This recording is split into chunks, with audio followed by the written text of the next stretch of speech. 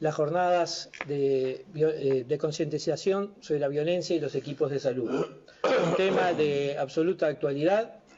La violencia es un flagelo que está azotando a toda la comunidad en los diferentes ámbitos y el ámbito de la salud no ha sido ajeno al mismo.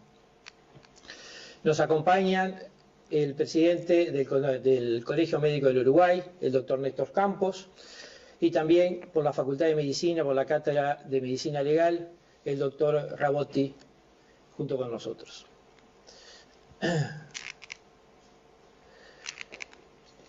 Primera jornada de concientización sobre violencia y los equipos de salud. Vamos a definir primero la violencia. Se define como todo acto que guarda relación con la práctica de la fuerza física o verbal sobre otra persona, animal o objeto, originando un daño sobre los mismos, de manera voluntaria o accidental. Hoy, la violencia nosotros estamos acostumbrados, lamentablemente, a verlo en los conflictos bélicos. También lo podemos ver en lo deportivo, en el boxeo, donde la finalidad es derribar al contrario, al adversario del momento. Pero no la violencia, verla en otros escenarios, como los escenarios musicales, escenarios deportivos de otra índole, el fútbol. Tampoco es dable ver la violencia en el seno de los hogares, contra el género, fundamentalmente. La mujer es víctima de la violencia doméstica. En el ámbito de la salud también podemos lamentablemente ver este tipo de acciones. ¿Qué tipo de modalidad de violencia conocemos?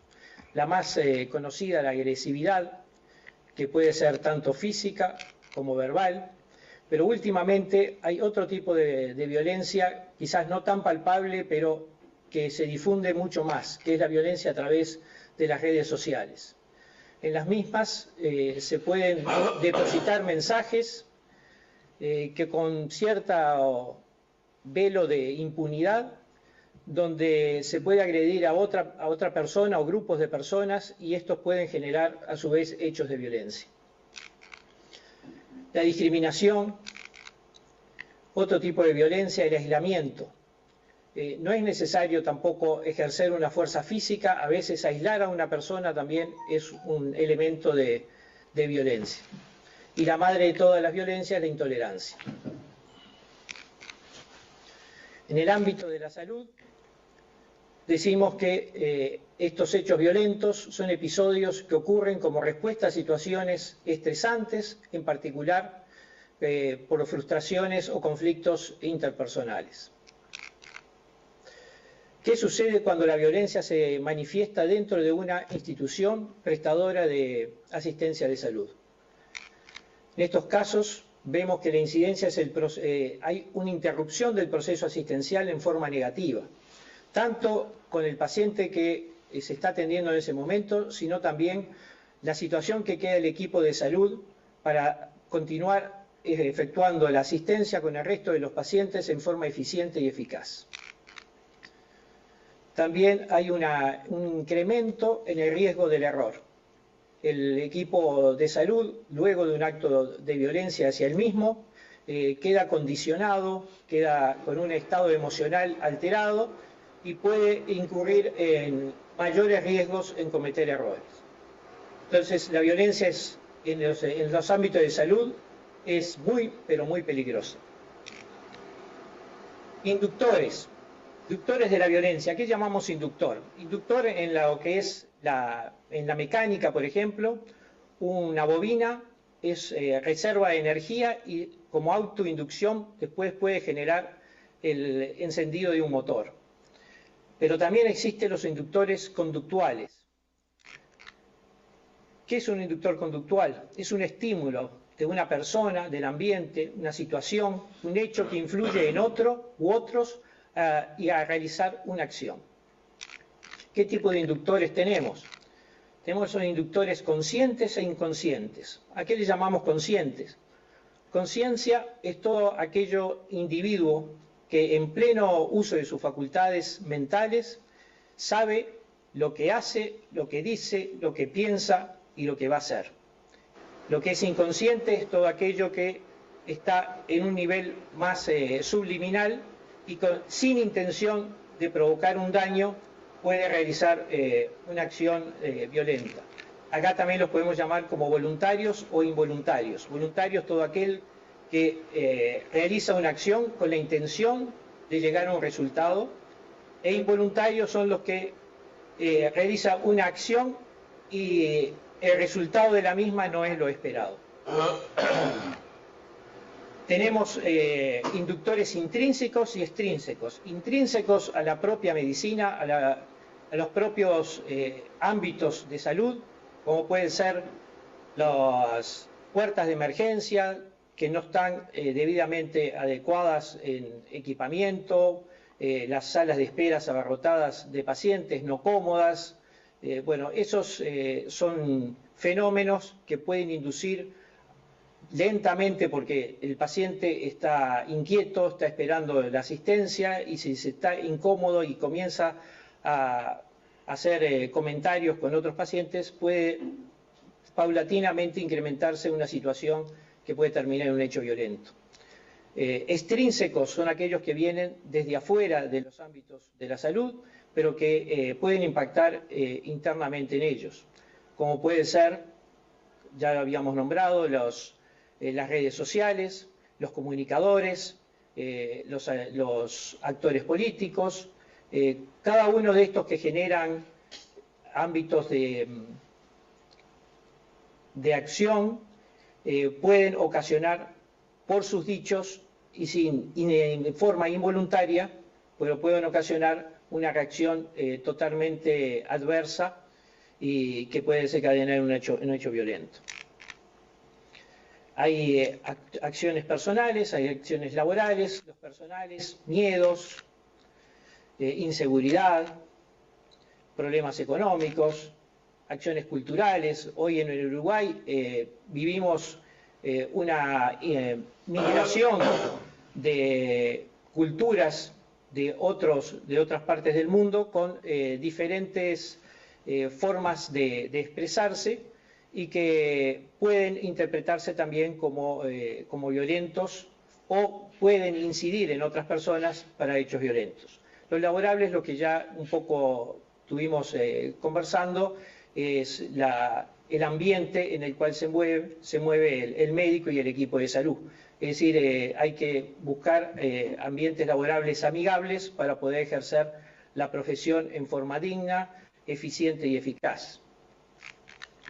Y también, como ya lo habíamos nombrado, los actores sociales, los medios de comunicación, los políticos, los gremiales, todos ellos pueden generar opinión, y esa opinión puede ser positiva o negativa según quién la dice y quién la interprete.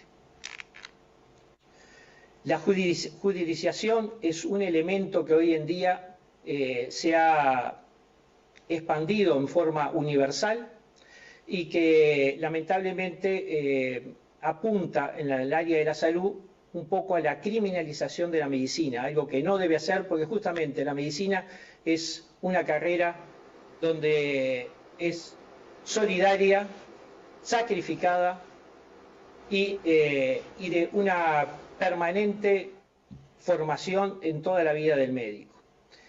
Hoy en día hay individuos que pretenden vivir de la judicialización de los actos médicos y además crean corrientes de opinión que en un momento dado pueden incidir en la juzgación de un acto médico en forma negativa, sin llegar al fondo del asunto. La prensa, los niños, el bullying, en el adulto, el mobbing, palabras en inglés que significan un poco el acoso hacia sus semejantes, en el niño hacia sus compañeros, en el adulto hacia sus compañeros de trabajo, el acoso laboral. ¿Cuáles son los focos críticos donde se ven mayores problemas y que pueden surgir la violencia? Como ya habíamos hablado, las puertas de emergencia, porque es donde llegan los pacientes con mayores exigencias y situaciones de estrés importantes.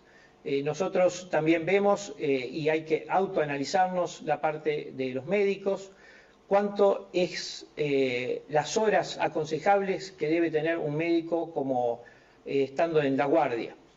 Pretendemos que no sean más de 8 horas, hoy en día son 12, pero sabemos que hay lugares que por diferentes razones el médico está 24 horas seguidas de guardia, con una carga laboral muy importante y una situación estresante día a día cada vez mayor. Además sabemos que el usuario muchas veces por falta de accesibilidad a la consulta en policlínica concurre a la emergencia, sabiendo que su problema no es algo de emergente ni corre por el problema de vida, pero le está ocupando lugar a una verdadera emergencia y el médico lo tiene que atender, tal cual atiende a todo lo demás, pero le está sacando, en parte le está absorbiendo su energía. Se está viendo, por suerte, se está programando a nivel de cada las puertas de emergencia lo que es el triage e informar a los pacientes de qué consiste una emergencia, cuándo puede esperar, cuánto tiene que esperar, porque probablemente a veces, y se escuchan en las puertas de emergencia, uy, hace 6 horas que estoy aquí, el médico no ha llegado, lo están atendiendo, lo vi entrar una vez, pero no lo vi salir de vuelta, ignorando que del otro lado de esa puerta se está atendiendo a otro semejante, y de repente justamente con una verdadera emergencia y donde todo el equipo de salud está pendiente de ese paciente y los que están afuera, por supuesto, esperando, y muchos de ellos, como digo, consultas de policlínica que están concurriendo a la emergencia. Ahora pasaríamos al idioma no verbal. ¿A qué le llamamos idioma no verbal? Bueno, no sé si ustedes saben que el 70% de la comunicación que nosotros tenemos diariamente es a través de, no es de la palabra, sino a través de los gestos, de las posturas, de cómo nos movemos y cómo miramos a los demás. Es así que en la consulta médica el paciente y el médico se tienen que relacionar directamente. Y cuando lo decimos directamente es en la mirada, en el gesto. Hoy en día nos ayuda mucho la tecnología, la computación, la historia clínica electrónica, pero bueno, el monitor que está en nuestro escritorio no tiene que estar interpuesto entre el médico y el paciente, tiene que estar desplazado hacia uno de los lados para que la visualización entre los dos actores sea directa. En 1972, Paul Ekman, un psicólogo de Estados Unidos, comenzó a relacionar las emociones con los gestos, con las posturas. Él identificó básicamente siete emociones que son claramente identificables por los gestos, que es la ira, la tristeza, la indiferencia o el asco. Todo se traduce mucho en la mirada. Tenemos el miedo, también el asombro y por supuesto nunca falta la alegría. Todas estas emociones se expresan a través de gestos, a través de miradas, y que el médico tiene que saber reconocer, pero fundamentalmente tiene que saber transmitir. Porque un gesto de asco, un gesto de enojo, de parte del médico es rápidamente percibido por el paciente y se rompe esa relación médico-paciente que tanto nosotros queremos fomentar.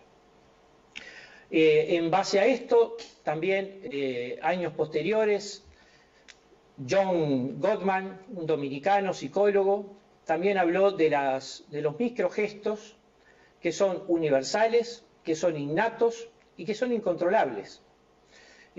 Por lo tanto, tenemos que tener mucho cuidado en el diálogo y en la comunicación que tenemos con nuestros pacientes. Más adelante, hace ya en el 2014, Rachel Jack, de la Universidad de Glasgow, hace hincapié también en este mismo tema. Tanto es así que inclusive ha salido una serie televisiva a nivel mundial que se llama Lie to Me, es decir, miénteme, y que se basa fundamentalmente justamente en el estudio de los gestos, de las emociones y de la comunicación. Y aquí, para terminar un poco esta introducción, decimos que la mirada vale más que 1000 palabras. El médico y el paciente tienen que tener una comunicación fluida, abierta, sincera, donde la conciencia del médico y la esperanza y confianza del paciente se tienen que unir para poder sacar resultados favorables. Con esta pequeña introducción termino mi intervención y le doy la palabra al doctor Héctor Campos, presidente del Colegio Médico Nacional. Héctor, Néstor. Bueno, buenos días. Creo que es una jornada que va a ser muy buena porque va a estar en el canal de YouTube de FEMI. Y lo que vamos a hacer es simplemente unas reflexiones. Voy a pasar muchas imágenes que van a quedar, que me parece que... ¿Sigo nomás pasar? Para buscar el mío. Ahora tengo que ver con... ¿Dónde lo ponemos Hay que cambiar el...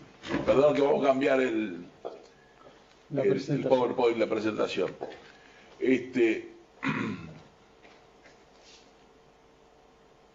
Creemos que es importante, son fundamentalmente reflexiones que tenemos que hacer con la relación médico-paciente y todo nuestro accionar. Perfecto, ahí está. Lo que voy a apreciar, ¿sabes qué? Sí. Que me den la imagen acá total, porque si no me queda muy chico para la lectura. Okay. Pero estamos con un problema técnico de poder seguir la presentación.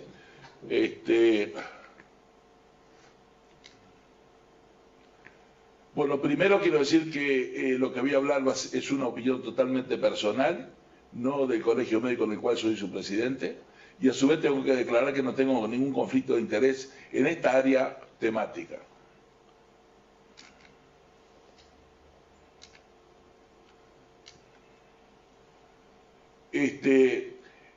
Creo que lo importante a definir primero en la relación médico-paciente que ha habido un cambio del paradigma fundamentalmente a partir de la década de los 70 y yo diría entre los 60 y los 70.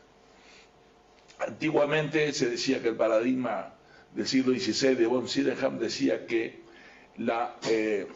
tratar al enfermo como tú quisieras ser tratado. Y hoy nuestro paradigma es tratar al enfermo como si... No, si no, dame, ¿sabes qué? Acá está mi computadora de ahí. Perdón que estamos con... Sí, si no, no voy a... No, la otra, dame. Si yo la agrando acá... No, pero dame que yo la voy pasando doble.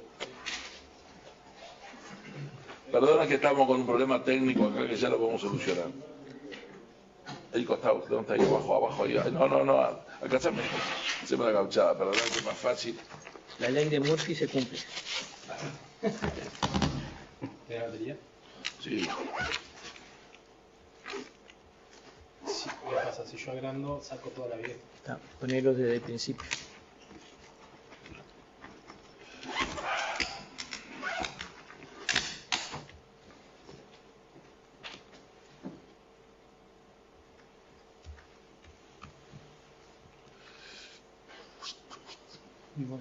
No, un poquito.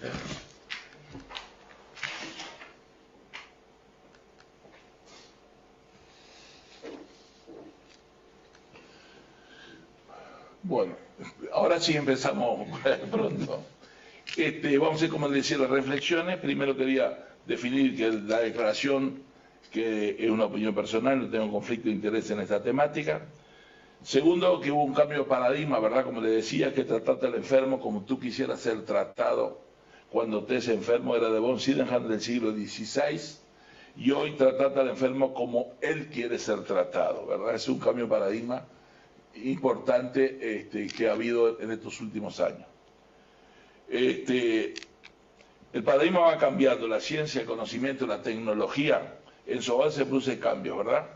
Y fundamentalmente el cambio que hay que señalar es el cambio político en la Declaración de los Derechos Humanos en el año 1947 con respecto a la autonomía y la aparición de la bioética en en la década de los 70, así que los veteranos como yo no hemos recibido, yo me recibí de médico antes de que apareciera la bioética. Los jóvenes de ahora ya reciben, ¿verdad? Información al respecto y clases sobre esto y discuten estos temas. El paciente antiguamente, la interrelación era totalmente personal, era el paciente y el médico. Y nosotros siempre decíamos que era como el guitarrista, como el cantor y su guitarra, ¿verdad? Se conocían solos, trabajaban los dos juntos. Y hoy, en el último, ahí está. En los últimos años, prácticamente la relación médico-paciente es una relación que parece una orquesta sinfónica, ¿verdad? Está el paciente, está el médico tratante, médicos especialistas, varios técnicos que ven al paciente en el mismo momento, está el ministerio, está el BPS, el FONASA, señalándose algunos, ¿verdad? Están los IMAE, la Institución de Asistencia Médica Colectiva, el Banco de Seguro, etcétera, etcétera. Así que en ese componente hay muchos interlocutores que hace que esa orquesta sinfónica y que muchas veces los diferentes actores no conocen bien las reglas de las mismas y eso lleva, ¿verdad?, a hacer una alteración en esa relación íntima que debe haber entre el médico y el paciente. Hubieron actores que aparecieron, internet, la era informática ha sido buena, ¿verdad?, porque permitió un acceso fácil a la información, pero hay que tener en cuenta que tanto para nosotros como para los pacientes y su entorno ha producido modificaciones y hay que entender que la brecha de conocimiento entre el médico, lo que era el profesional, ¿verdad?, y el paciente ha disminuido, ¿verdad? Así que la era informática tuvo un intenso cambio en esta relación médico-paciente. El otro problema es que, y dice un autor, y lo leo, se está volviendo más y más difícil separar el trigo de la paja digital. El problema con Internet es que cualquiera puede publicar, así que es difícil saber si está leyendo un hecho o un pseudohecho, ciencia o pseudociencia. De ahí que muchas instituciones de asistencia médica tienen sus propios portales, de tal manera que la propia gente tenga un lugar seguro donde informarse, ya que por lo tanto la información puede venir mal. Esto hace 2 años hubo una reunión anual de la red Cochrane acá en Uruguay que estuvo interesante y copié este diapositivo para pareció interesante. De 24 millones de registros de la biblioteca más importante de Estados Unidos, PubMed, solo 0,25% son revisiones sistemáticas, es decir que por lo tanto esa información podría tener relevancia en nuestra toma de decisiones. La otra cosa, que la medicina basada en la evidencia, que fue el paradigma que aparece en los años 90, en este momento hay alguna evidencia que determina que muchos trabajos están sesgados por conflictos de intereses y esto ha determinado que se esté proponiendo en este momento en el mundo investigaciones independientes. La Comunidad Europea está determinando a ver si no tienen que empezar a hacer las investigaciones directamente y no a través de muchos sesgos que hay por los conflictos de interés. Es decir que, por lo tanto, nosotros tenemos que tener muy en cuenta cuando estamos recibiendo nuestra información, qué categoría de información estamos recibiendo. Ya fue señalado por nuestro presidente de la FEME que la información a diario que le llega a nuestros pacientes, muchas veces determina que hay una información y a veces esa información no es del todo, muchas cosas que están, digamos, de alguna manera en investigación, la gente la cree como que ya está de uso clínico. Entonces que la información, ojo, no estoy en contra de la información, ni mucho menos, pero digo, son aquellas cosas estoy señalando que ha determinado los cambios en nuestra relación médico-paciente. Ni que hablar, pásame la otra, que en lo que tiene que ver con los rápidos designaciones en los diarios, por ejemplo, de mala praxis, cuando todavía ni se vio cuál fue el problema del paciente. Y acá simplemente estos son portales, ¿verdad? Portales de la prensa uruguaya de lo que estoy mostrando de los últimos meses, días, simplemente. La agresión, hay un estudio hecho por el Sindicato Médico del Uruguay, preguntaron si usted ha sido agredido en el ejercicio de la medicina. Y contestaron casi un 80% que en algún momento de su ejercicio tuvo una agresión verbal o física. Este problema, perdón un poquito. Este problema que tenemos ahí no solo es un problema a nivel nacional, sino que además es un problema a nivel internacional. No quiero aburrir con cifras, pero ahí vean que son importantes todos los problemas, todos los estudios que se han hecho con respecto a las agresiones a todo el personal de salud. Bien decía Gustavo hoy antes, que no es solo a los médicos, sino que a todo el personal que trabajamos en la salud y en el cual nos vemos que de alguna manera en esa problemática. La siguiente, Gustavo. Acá señalo la encuesta que fue hecha, y le va a quedar a usted la información para que vean detallado. Sobre 30.000 médicos se hizo una encuesta online en Latinoamérica y ahí van porcentajes del 54, todo por arriba del 50% la agresión, y hay en diferentes países los índices de agresiones que hay. Adelante. Acá también este diapositivo le muestro ahí los cambios que han habido fundamentalmente, y no quiero aburrir porque no tenemos mucho tiempo con las cifras, pero lo pueden determinar ahí todos estos estudios que se han hecho. Esto que les muestro acá son de este año, que es a nivel de España. Traje elementos de España porque, digamos, somos un poco muy parecidos por nuestra genética, por nuestro sentimiento. Se sabe que en España este año va a haber un aumento casi un 16% de las agresiones al personal sanitario, como se llama allá. Y ahí les muestro algunos portales. Un médico hospitalizado tras ser víctima de una monumental paliza. El Colegio Médico de Toledo se presentará como acusación ante todas las agresiones, va a ser acusado en todas las agresiones que le hagan al personal sanitario. Los colegios médicos de Guadalajara y Madrid condenan la agresión a 4 profesionales del CASAR, simplemente para señalarles que este es un problema no solo nuestro, sino que es a nivel mundial.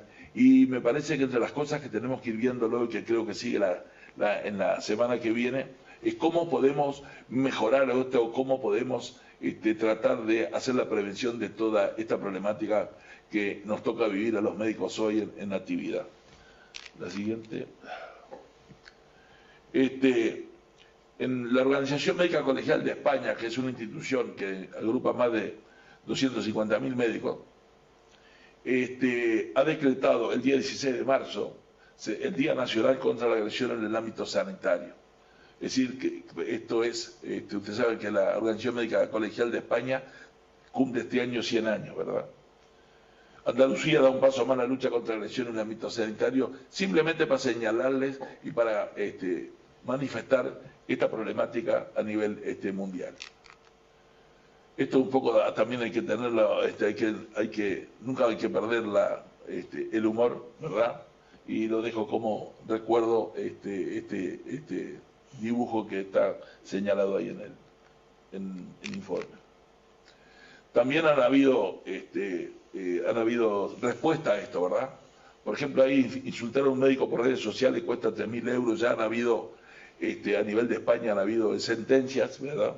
Prisión y multa por agarrar en repetidas ocasiones a un médico del cuello. La formación del médico en el manejo del conflicto ayuda a prevenir las agresiones.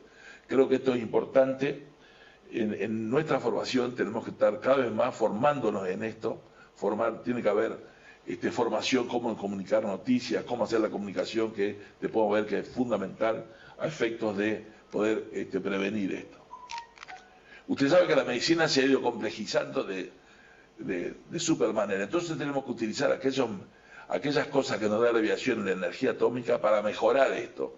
Porque si tenemos un ambiente conflictivo más una actividad médica que por su complejidad se hace difícil su manejo, van a ser dos elementos importantes al respecto.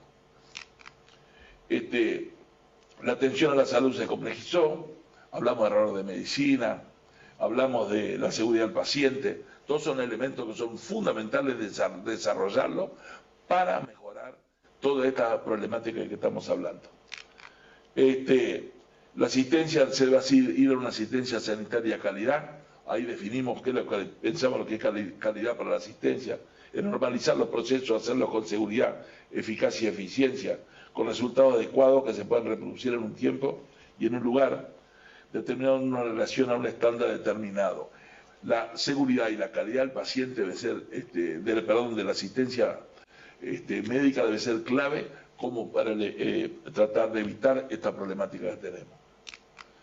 La otra cosa que creo que es determinado y fundamentalmente es lo que tiene que ver con el consentimiento informado, ¿verdad? El consentimiento informado creo que es algo, cuando hablamos de consentimiento informado no estamos hablando del documento, creo que nosotros tenemos que pensar que el consentimiento informado es la información que le damos a nuestro paciente de forma constante, permanente y entendible, ¿verdad? Creo que es importante. Pero además, cuando estamos haciendo consentimiento informado, no es solo un elemento legal, porque tenemos muy metido en la cabeza como que el consentimiento informado es algo solo legal, sino lo más importante que es un fundamento bioético de primer nivel, porque le estamos dando de alguna manera la autonomía para que decida adecuadamente a nuestro paciente, ¿verdad? En cuanto a la praxis, creo que es muy importante definir la praxis porque hay dos elementos de praxis que me gusta señalarlo y yo le digo las dos T, temporal y territorial. Es decir, dónde yo estoy haciendo la medicina, en qué lugar y en qué momento. No la misma medicina del año 2017, que fue la de 1990, y no es lo mismo desarrollarla en la ciudad de Salto que desarrollarla en la ciudad de Chicago, por ejemplo, ¿verdad? Importante, y señalo acá, que anotar en la historia clínica es muy importante también al respecto. A ver, perdón, me sale atrás. Perdón que se lo... problema técnico acá que... No, pasamos más para adelante, la dejamos en la presentación. Bueno. Simplemente para decir que ese consentimiento informado depende de la situación en la cual el médico está actuando, es de diferente. No es lo mismo en la emergencia, no es lo mismo en la medicina intensiva que cuando uno actúa en la policlínica. Pero siempre hay que tratar de informar al máximo posible, porque esa información y esa comunicación va a permitir de alguna manera evitar que a posteriori tengamos los conflictos. Creo que es importante que hoy se acepta, yo diría, aquí yo puse lo mismo porque esto es un trabajo argentino, se acepta en el mundo, ¿verdad? Que un paciente que no esté informado, por más bien que uno haya hecho una praxis, ese paciente no fue bien atendido, ¿verdad? Es decir, que la información al paciente es sumamente tan importante como a un cirujano le sea una buena operación, como para un médico actuar adecuadamente en su accionar, ¿verdad? Creo que eso tiene que quedar claro en lo que es la relación actual. Ya no digo al presidente, pero creo que lo más importante en todo esto es la comunicación, la comunicación. Creo que si logramos una buena comunicación con nuestro paciente, con el entorno del paciente, vamos a evitar mucha cantidad de conflictos. Tenemos que ser hoy buenos comunicadores. En cuanto a la otra cosa, es al paciente en esta relación médico-paciente. Hay un término que se hizo en el mundo que a mí no me gusta, que se llama empoderamiento del paciente a través de la información.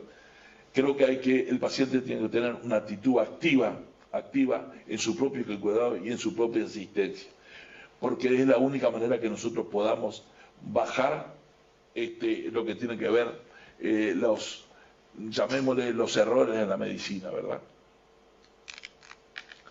Es decir, que una actitud activa del paciente bien informado es clave. Nosotros trabajamos en esto en Salto, hicimos una cultura de seguridad junto a los dos, tanto el ACE como nuestra mutualista de FEMI, trabajando para todos de la misma manera, ¿verdad? Hicimos algunos folletos para instruir a los pacientes cuando el paciente ingresa a un ambiente sanatorial. También en algunos lados se han hecho esto de una institución aquí capitalina que hizo a efecto en la farmacia, cuando el paciente sale de la farmacia salga instruido, ¿verdad? Todo eso va a mejorar a través de esa comunicación, va a mejorar muchísimo esa relación. Y ahora creo que hay algo que es clave, la interrelación médica. En el momento que vivimos en la era de las comunicaciones, no cuesta nada un médico llamar al otro y se evitarían cantidad de conflictos. Hay que entender que muchas veces el paciente está siendo atendido por varios médicos. Segundo, muchas veces el paciente está atendido por un médico a nivel de policlínica, de evolución, y consulta de emergencia. Y el médico de emergencia no se puede hacer una clara situación de qué está pasando con ese paciente. No cuesta nada llamar al celular al colega, ¿verdad? Que yo sé que algunos van a decir, no vamos a tener libertad. Yo usé siempre desde que vinieron los celulares lo usé y creo que me evitó muchísimos conflictos. Es preferible perder un tiempito en atender una llamada un domingo de tarde con algún paciente de uno que después tenés que ir a hacer todo un trámite a nivel judicial. Pero creo que es sumamente importante la intercomunicación entre nosotros cuando estamos por diferentes motivos atendiendo a un mismo paciente. Eso nos evitaría cantidad de conflictos. Ya sé que muchos estarán diciendo, el Gordo Campo ahora está diciendo esto porque no asiste más pacientes. Pero lo que les puedo decir es que la experiencia me ha dado significancia en esta interrelación entre nosotros, ¿verdad? Creo que es clave. Entonces, ¿cómo podemos prevenir? Medidas preventivas, ¿verdad? Tenemos ahí, seguimos un poquito para adelante, las causas. El tiempo de espera ya fue señalado, creo que en todos lados de la literatura que uno lee, la ansiedad, en un momento que vivimos el FAT, ¿verdad? Todo es rápido, acá todo rápido. Todo el mundo quiere una comunicación corta, ya si vienen 4 hojas para leer, ya no la leemos, ya queremos todo urgente, todo no puede ser para ahora, es para ayer. Entonces creo que lo señalaste muy bien, Gustavo, y está señalado como una de las medidas preventivas importantes, es los tiempos de espera, es tratar que la gente no esté ansiosa desde ese punto de vista. Siguiendo. Lo otro, deben tener un comportamiento profesional.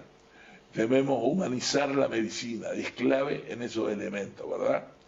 Debemos informar, hacer una adecuada información. Es importante en los diferentes niveles que uno trabaja, el cómo hacer la información. Seguimos.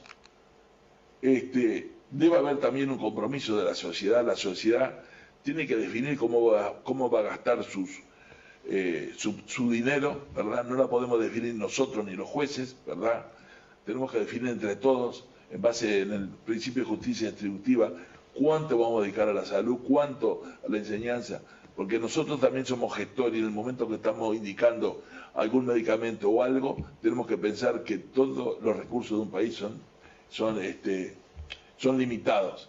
Y otra cosa importante, que la sociedad también debe cuidar a sus cuidadores. Y nosotros también, lo que tenemos que ver de alguna manera con los médicos, tenemos que buscar proyectos para cuidarnos a los cuidadores, ¿verdad? Adelante. Debe haber un compromiso de los gobiernos, ¿verdad? Creo que es importante que haya un compromiso de todos para evitar este tipo de conflicto. Adelante. También un compromiso de los medios de comunicación. Lo señalo bien arriba y digo que, ojo, no puede existir una democracia sin una libertad de prensa, y soy acérrimo defensor de la libertad de prensa. Pero cuando hablamos también tiene que haber un compromiso de los medios, lo que tiene que ver fundamentalmente con el tipo de información, porque los medios crean de alguna manera opinión, ¿verdad? Adelante. En suma, debemos prevenir un conflicto con buena comunicación, trabajar en una medicina de seguridad y calidad y realizar fundamentalmente una medicina asertiva, estar seguro cuando estamos informando. Antiguamente, si una persona venía a mi consulta y me preguntaba y yo decía que yo no sabía eso, seguramente no me veía más y diría, este doctor es un burro. Hoy, si una persona llega a mi consulta y yo ese tema no lo tengo actualizado, uno tiene que decirle al paciente, mira, vení dentro de una semana que voy a ver cuál es la última información al respecto adecuada para poder informarte. Y creo que eso nos permite volver al viejo dicho que había, que es entre una conciencia y una confianza. Nos va a permitir a nosotros tener una mayor conciencia en poder informarlo, y a su vez nuestro paciente va a tener una mayor confianza. Quiero recordar aquí a Pablo Gaudín, que fue ultimado el 11 de enero del 2009 en Salto, porque creo que es importante de alguna manera que esto que fue muy duro para nosotros, de alguna manera pueda prevenir futuro. Y adelante, y para terminar, recordar lo que dijo Martin Luther King, ¿verdad? Hemos aprendido a volar como los pájaros, a nadar como los peces, pero no hemos podido todavía aprender a convivir como hermanos. Muchas gracias por la atención de ustedes. Muchas gracias, Néstor. Perdón, un poco extenso. No, la verdad, muy, muy aclaratorio. Y ahora le vamos a dar la palabra al doctor Claudio Rabotti, de la Facultad de Medicina, de la Cátedra de Medicina Legal. Claudio. Bueno, muchas gracias a Gustavo, el presidente de la Federación Médica del Interior, por la iniciativa de esta jornada y la invitación que me permite volver a esta casa, de la cual me siento parte. Y bueno, es un orgullo y un honor participar de esta instancia. Tuvimos un poco la visión desde lo gremial del problema de la violencia, también desde lo que es una institución como es el Colegio Médico del Uruguay. Yo simplemente lo que voy a transmitir es una visión desde la academia referida a este fenómeno de la violencia, que es uno de los fenómenos emergentes de nuestra sociedad contemporánea y a la cual nuestro sector salud, y particularmente la base de ese sector salud, que es la relación clínica, la relación médico-paciente, no escapa. El aporte que desde el Departamento de Medicina Legal y Ciencia Forense de la Facultad de Medicina pretendemos hacer, tanto en lo que son las instancias curriculares de formación de pregrado como de posgrado, y en todas las instancias como en la cual estamos participando hoy, dirigidas hacia el cuerpo médico, viene en la transmisión y la comprensión de una serie de categorías relacionadas al acto médico, que nosotros consideramos que actúan como un factor preventivo del quiebre de esa relación médico-paciente y como preventivo de muchos de esos episodios de violencia en el ámbito asistencial. Tanto sean ellos desde las formas más extremas de violencia, como, bueno, un poco algunas de las mencionadas, ese desgraciado suceso que ocurrió en el año 2009, hasta las formas mucho más, llamémosle sutiles, pero igualmente dañosas, como pueden ser estar en una radio muy escuchada de una ciudad del interior, justamente ventilándose la actividad que nosotros tuvimos con determinado paciente. Y también previene todo el espectro de esas situaciones de violencia, desde aquellas que se canalizan por los sistemas de resolución de conflictos civilizados, como puede ser el Poder Judicial, como puede ser el ámbito administrativo, como pueden ser otros procedimientos alternativos, como es una mediación o una conciliación, pero también en todas las otras cosas que esos episodios de violencia que no son canalizados por ahí y devienen en situaciones lamentables que nos interpelan a todos como sociedad y como sistema. Dado el tiempo que nosotros disponemos para la presentación y para no aburrir a todos los colegas, nos vamos a centrar en dos de esos aspectos que nos parecen cruciales a la hora de prevenir o tratar de prevenir todos estos fenómenos de la violencia en el ámbito de la salud. El primero de ellos que quisiéramos destacar es el tema de la relación clínica, lo que es la relación médico-paciente o la relación médico-paciente-familia. Es por todo conocido que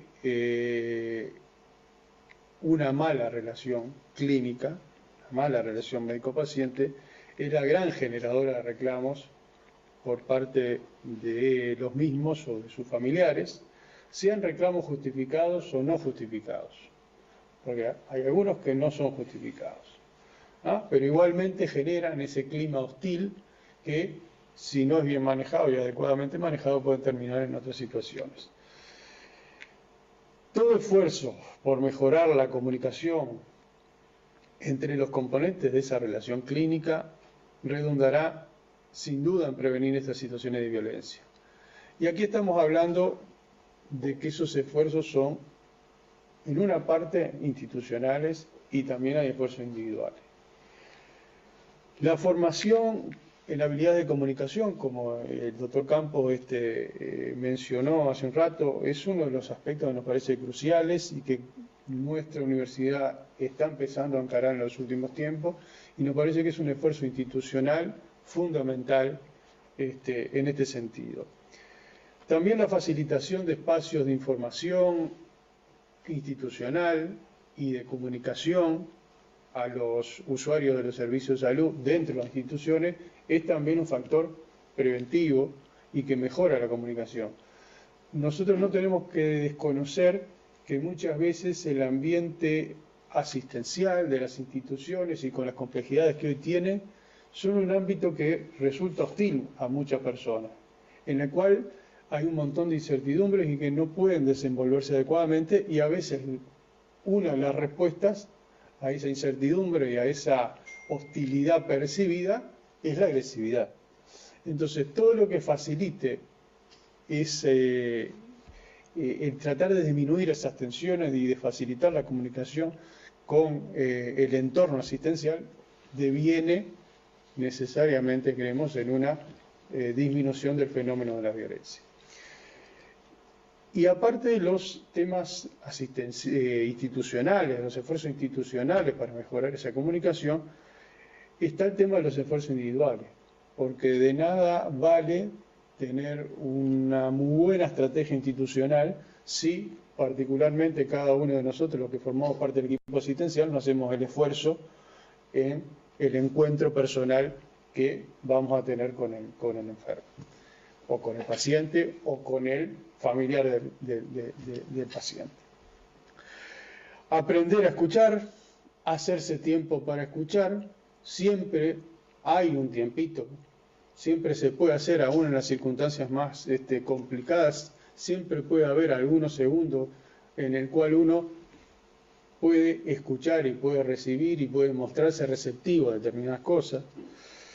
Tolerar ser cuestionado es un aspecto muy importante que creemos que facilita la comunicación.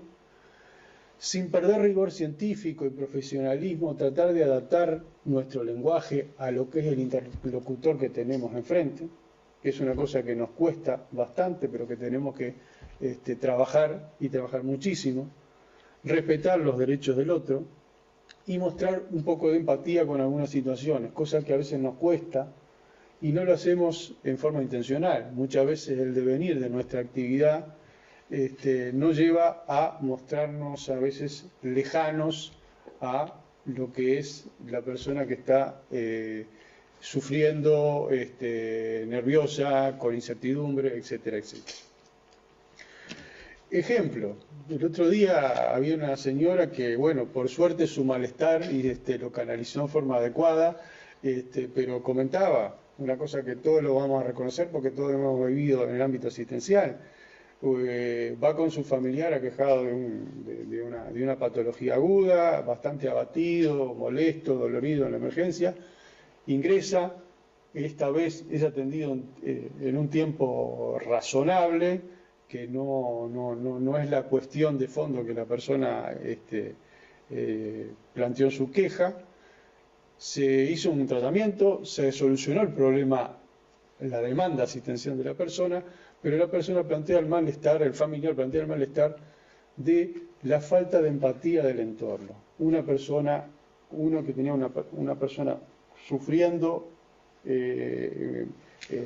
aquejado de un mal, abatido, y sin embargo en el entorno, el personal, el equipo de salud estaba en un momento de simplemente que la guardia estaba tranquila, estaban a las risas, haciendo comentarios sobre situaciones absolutamente que parecen totalmente ajenas a lo que es el entorno, y bueno, eso generó un malestar. La paciente se asistió en unos tiempos razonables, adecuadamente, desde el punto de vista técnico, científico, se hizo todo bien, sin embargo esa tensión fue percibida, ¿tá? Y generó molestia que felizmente, como dijimos, fue canalizada adecuadamente en una queja. Pero esos pequeños detalles, que a veces nosotros no los valoramos, son generadores de malestar y eventualmente, si no son bien manejados, pueden generar otras situaciones más complejas. El otro aspecto que del Departamento de Medicina Legal y Ciencias Forenses queremos destacar y que nos parece fundamental a la hora de la prevención de todos estos fenómenos es el concepto de lo que es la Lex Artis. Es el otro concepto crucial en lo que es la práctica asistencial. La falta de apego a la Lex Artis no solo está vinculada a lo que son los reclamos, a la génesis de lo que son los reclamos por responsabilidad profesional, que de por sí implican un grado de hostilidad, más allá que sean conflictos que se canalizan por los sistemas habituales y pacíficos de resolución de conflictos, como puede ser el ámbito judicial, el ámbito administrativo o el ámbito de un juzgamiento ético. Sino también están en la base la falta de apego a la Lex Artis a muchos de esos episodios de violencia en la relación clínica. La Lex Artis es un conjunto de conocimientos que el colectivo profesional del lugar y del momento histórico, como bien decía el presidente del Colegio Médico, considera como el estándar de actuación profesional. Y estos conocimientos a aplicar en el caso concreto, por eso se habla de lo que es la Lex Artis ad hoc, o sea, aplicada a la situación particular, implica al menos 3 módulos de conocimiento. El primero y fundamental es el conocimiento técnico-científico de la profesión, íntimamente ligado a lo que es la buena formación profesional y lo que es también el desarrollo profesional médico continuo. Evidentemente, hacer las cosas correctas desde el punto de vista técnico-científico es el deber nuestro, pero también, aparte de ser el deber nuestro, es un factor que actúa como preventivo en muchas de las situaciones. Hacer las cosas bien, paga, en definitiva. Y evita un montón de inconvenientes, entre ellos de las situaciones de hostilidad y de violencia en el sector. Igualmente importante a los conocimientos técnicos científicos está el conocer la deontología de la profesión, el deber ser de la profesión. Son los conocimientos éticos vinculados a la práctica asistencial. Normas básicas, como es el respeto a la opinión del paciente, el respeto a lo que es la intimidad del mismo, a que las quejas que el paciente o su familia tienen no afecten su calidad asistencial, a la participación en las decisiones que se toman con su cuerpo, que están vinculadas al concepto de lo que es el consentimiento médico, del cual habló el doctor Campos. Todo eso facilita la relación y evita conflictos y hostilidad. A su vez, todo lo antedicho se inserta dentro de un marco jurídico que regula la práctica asistencial cotidiana y que desde la posición del Departamento de Medicina Legal no se pretende que los médicos seamos expertos ni manejemos fluidamente aspectos jurídicos finos vinculados a toda la complejidad de lo que es la práctica asistencial. Pero tenemos que tener claros algunos conceptos y hoy día tenemos instrumentos jurídicos que nos parece que son fundamentales que todos los conozcamos, como por ejemplo la Ley de Derechos y Deberes de los Usuarios de los Servicios de Salud, que todos deberíamos haber leído, tener claro cuáles son los conceptos y que sirven de guía, de mapa de ruta para lo que es la buena práctica asistencial y para lo que es la prevención de un montón de situaciones complejas.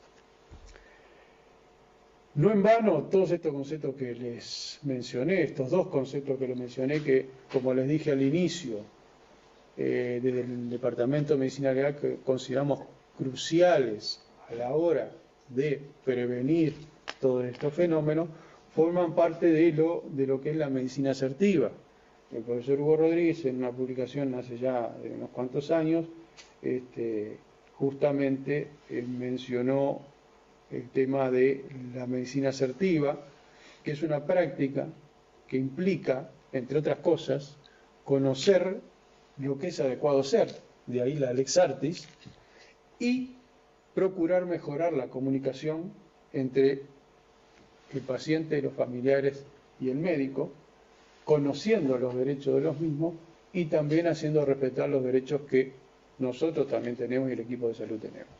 En una relación horizontal, de confianza, y también que implica una forma de comunicación bastante diferente a la que muchas veces vemos en la práctica asistencial cotidiana. Esto no es fácil, ya lo sabemos, implica un esfuerzo, en algunos más y en otros menos, en algunas personas es innata la facilidad para interactuar y comunicar adecuadamente las cosas, pero hay esperanza a los que no tenemos esa facilidad, porque eso también se puede entrenar. Hay técnicas para entrenar y hay ambientes que pueden generarse que faciliten esa comunicación. Por lo tanto, nosotros llamamos a que esas estrategias y ese esfuerzo individual se pongan a trabajar y seguramente veremos, ojalá en no mucho tiempo, que si trabajamos en ese sentido, este fenómeno que hoy nos está interpelando fuertemente, lo veamos disminuir en intensidad y también en frecuencia. Es de las pocas vacunas que podemos utilizar para el fenómeno que estamos analizando en esta jornada y de otros fenómenos que están relacionados también con ese malestar y esa queja, que son el tema de la responsabilidad profesional y el tema de la medicina defensiva, que también se relaciona en parte con todo este tema.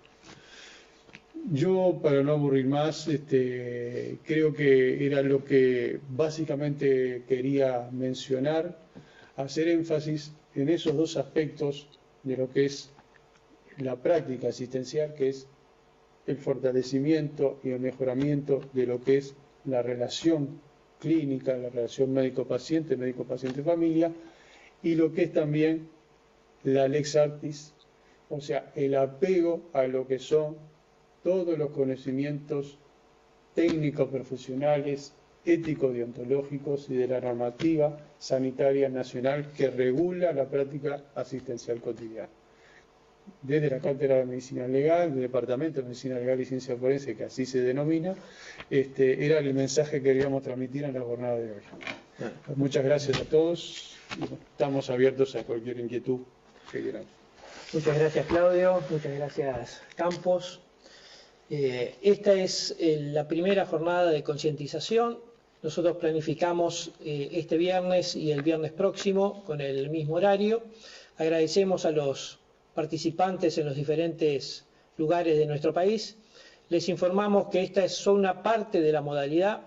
Sabemos que no todos nuestros colegas pueden estar a esta hora prestando atención y estar presenciales para ver la charla, pero les informo que va a ser transmitido también por YouTube, que sí, en el canal de YouTube también se va a elevar esta charla, pero a su vez también estamos planificando otra modalidad para acompañarlo y que sea mucho más interactiva y presencial. Estas mismas jornadas se van a realizar en las diferentes regionales, con un tiempo prudencial para que todos puedan estar en conocimiento de las mismas y que puedan llevar sus inquietudes, sus soluciones, porque evidentemente cada uno y en cada lugar las soluciones pueden ser totalmente diferentes, y entonces estamos abiertos a la comunicación.